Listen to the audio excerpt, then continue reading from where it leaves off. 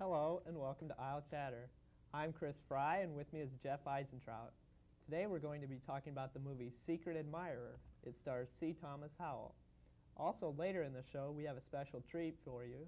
We'll be touring the Downtown Riviera Theater through some of the backstage and some of the basement and dressing rooms and such. As you know, it's one of the few remaining opera houses left in the state of Iowa. Here's Jeff with the synopsis of Secret Admirer. Thanks, Chris. Put together the woes of a teenage love triangle and tie up all the loose ends with one love letter, and you have the making of C. Thomas Howell's latest movie, Secret Admirer. One letter circulates among the family of the Juliet of our romance, while another finds its way around the Romeo circle. Little does Nick know that his best friend Tony is really in love with him. Acting as a go-between, she intercepts the amorous letters and steams them open to read Nick's most intimate feelings on paper. On Makeout Point, an entire family reunion nearly takes place between the couple and their parents. It'll take a bridge night before the whole event can be wrapped up. The film is released by Orion Pictures and is rated R. I thought this movie had one thing going for it that I've been looking for in a movie in a long time, and that's an original script. The script left so much, you know, they could play around with it so much, and it was kind of like the bank robbery chase type thing, you know, going on in all the circles and everything. It was really hard to follow, but I think that's what made the movie fun to watch. That kept me going in it. That's what kept me saying, "Oh, I can't believe now look who has a letter." And then it also, the anticipation that you're trying to get in the movie is who's going to read it and what's going to happen after this person reads it, and then how they tie it together. You almost are trying to predict what's going to happen with it. You find yourself saying, "Oh, she's got the oh," yeah. You know. It's really fun to watch the movie and try to keep track of where the letter is and which letter which person is reading, because there's two different letters that are circulating now, and it's really fun to keep track of who's reading what letter and what they're going to think about whoever.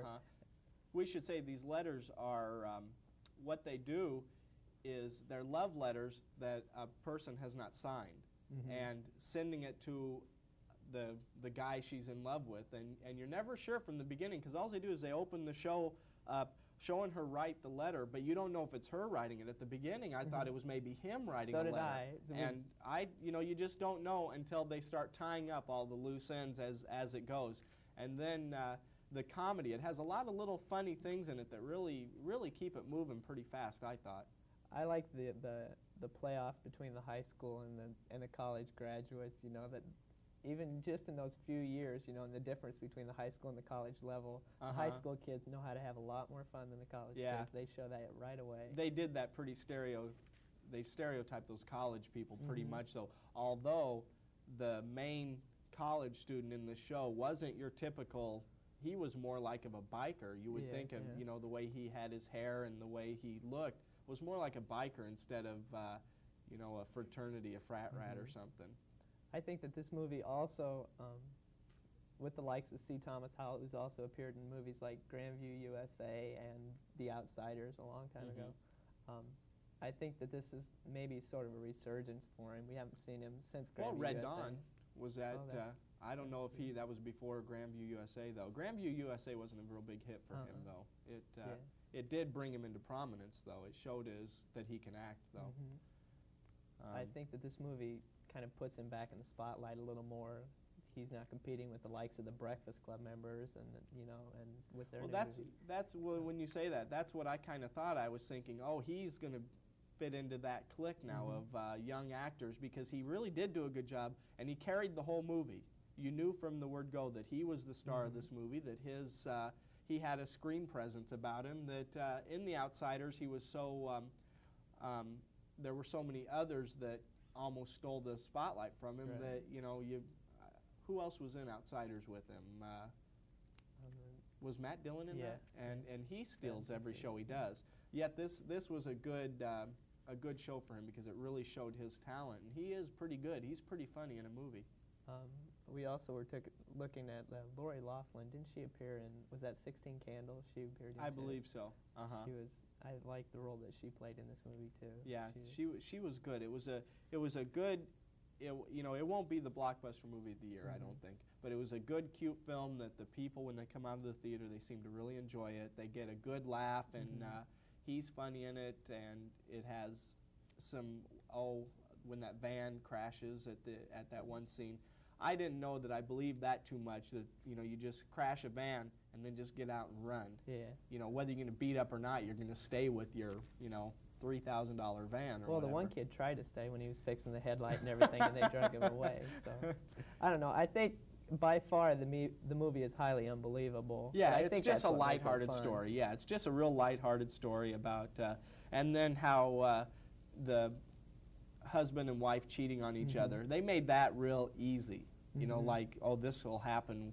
Just read that one letter and this happens, and it's a good movie, though. It seemed to me that the letter almost had magical qualities to it, that the way it was written. Yeah, everyone took it the same way, and it was just like, like the magic potion that would make you fall in love, and that if you get whatever this letter says, if you get a hold of it, you got any girl wrapped around your finger, guys. Well, the blonde girl in it, she was wrapped around his finger for a while. She played a good role because she was a perfect snob. The way she talked and the way she acted. I thought that was real believable. I think that there's a role that the high school kids can play in it, though. In the high school years, is the note passing and the letter writing years. And as far as I can remember, there was always a go-between who didn't, if anything else, just delivered the letters. And so I think there's you can relate a lot of that, to modern times. I don't think they fooled anybody by, Tony in the movie. I knew from the word go that she, by the way they showed pictures of her watching him walk away, you knew it was her from the, and I guess maybe they wanted to do that. Maybe they wanted you to know in the back of your mind, well, it's got to be her. I almost expected them to throw a twist in there because of that. Almost to, just throw somebody else in there, just kind of, let's screw him up really and get him thinking the wrong thing. The movie is very confusing to watch, but I think that's where most of the fun of the movie comes from. And by the end, I think everything's tied up real nice and neat, and they don't leave any loose ends. And I think that's what's important in a movie of this nature. Yeah. I think the movie will be a success because you can go out and have fun and see the movie, and get a good laugh, and the movie's enjoyable to watch. Well, Chris liked the movie, and so did I.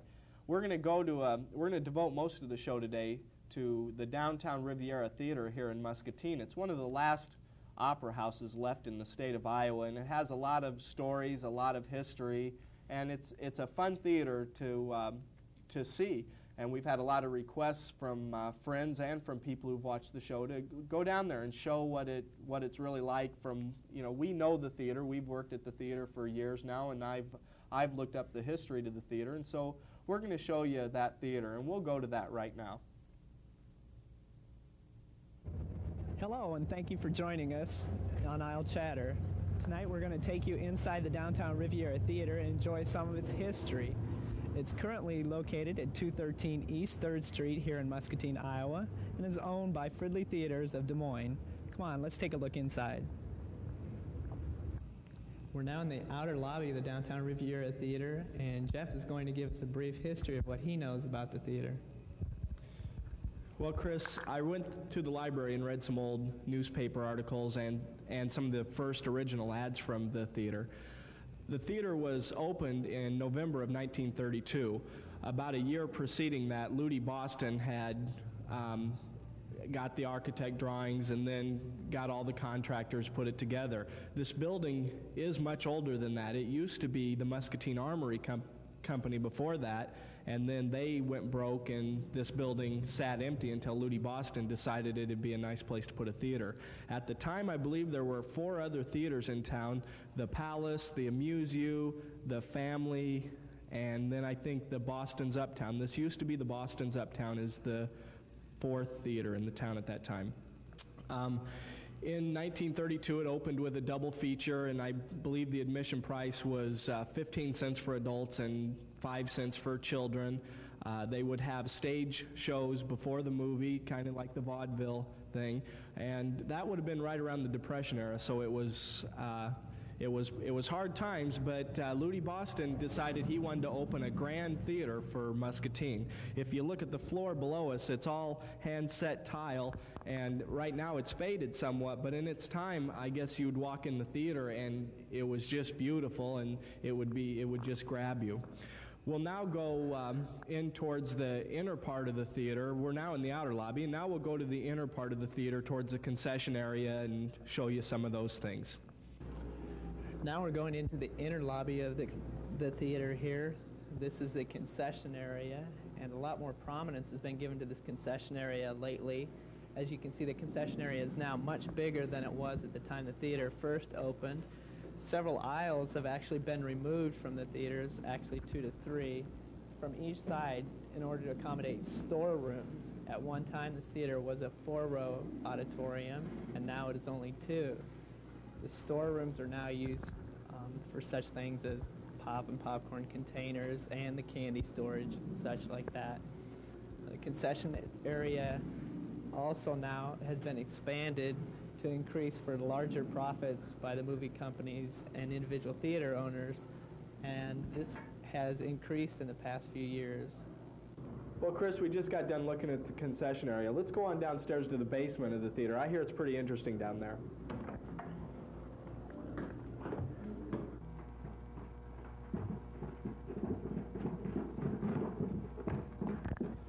Okay, Chris, we'll split up from here. You go that way, I'll go that way. We'll see what we can discover here, okay?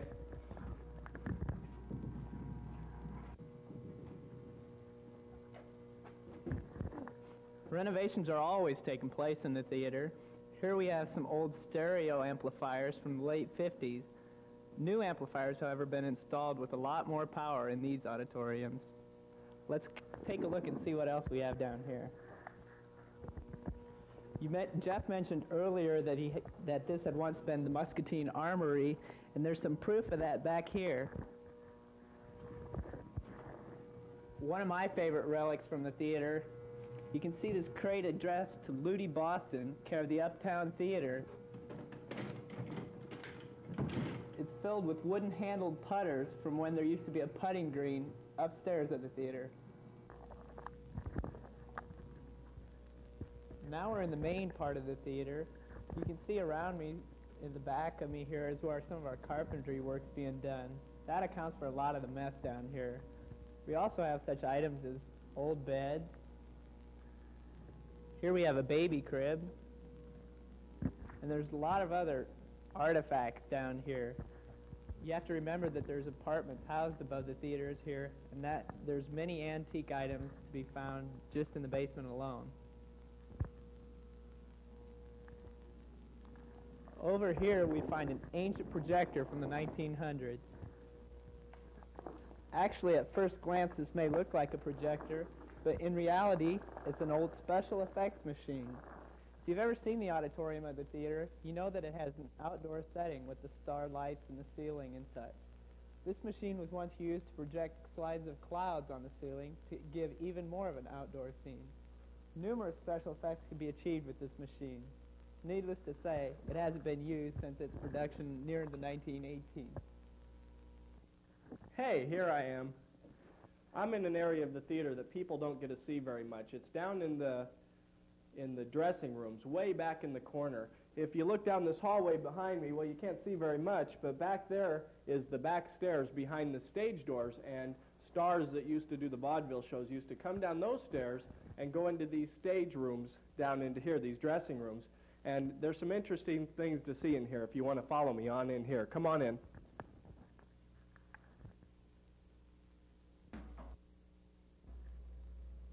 As you can see, we're in dressing room number 4 right now. It was customary for the acts who worked at the theater to sign the walls, and all over these walls in this dressing room you can see the names of the acts. Over here we have the Hollywood Steppers, dated November 2nd, 1934, which was about 2 years after the theater opened. Also the Ebony Follies of 1934, and about 6 people signed their name to that. And they even went as far as to say the manager's name and where to phone them in St. Louis.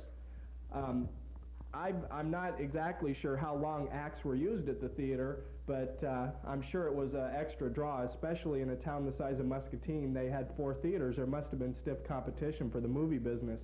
Now let's head over towards backstage area. Backstage contains numerous curtains and props from past stage and screen performances.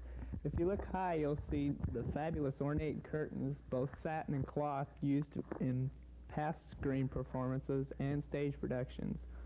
Also, numerous props and other drama materials can be found.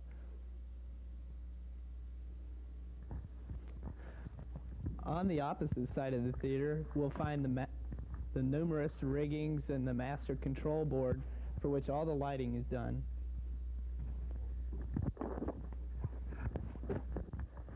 Behind the screen you'll see 3 of the speakers that project the sound into the auditorium. These Altec Lansing speakers, whose trademark for years has been the voice of the theaters, are slightly bigger than the home model version. On up we'll see some of the rigging that controls the curtains and other various materials. It's riggings like these that controlled the tiers of curtains and the scenery used in the stage productions before the screen was ever installed into the theater. This rigging similar to this also controls the scarlet curtain in front of the screen. Let's take a look at the main auditorium now.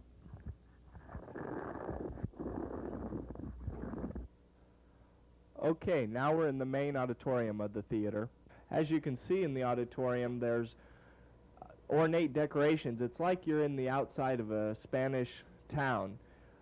The balcony holds about 260 people, and the main floor holds about 480. The lower level was remodeled to accommodate the storerooms, as Chris said earlier, and that cut out about 50 or 60 seats out of the auditorium. There's all kinds of blue and green and red lights that help give it that nighttime atmosphere, plus the starlights really make the auditorium very, very pretty before the show starts and during the movie. Now let's go up into the projection room and see what Chris has to show us up there. Now enter the projection room of the theater. These are the 2 projectors that are used to project the image that you see on your screen. They were once powered by carbon arcs, and now are used xenon bulbs. Actually, they're 2,500 watt xenon bulbs.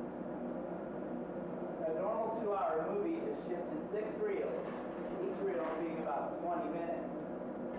These reels are spliced end-to-end onto a film transport system that we call a platter. The platter here runs much like an 8-track tape. The 8-track tape aspect of the platter is that it makes a continuous loop. There is no rewinding involved in the platter system. To my left over here, you'll see the switchboard that controls all the lighting in this theater. As you'll see, this hasn't changed much at all. The lever still controls the dimness of all the stage lights and other lights that were used during the screen and stage productions.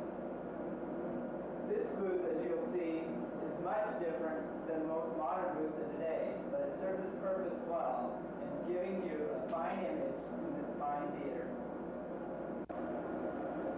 Well, thanks, Chris, for giving us that guided tour of the projection room. That was real interesting. We'd like to thank everybody for watching this edition of Aisle Chatter. It was kind of special for us to be able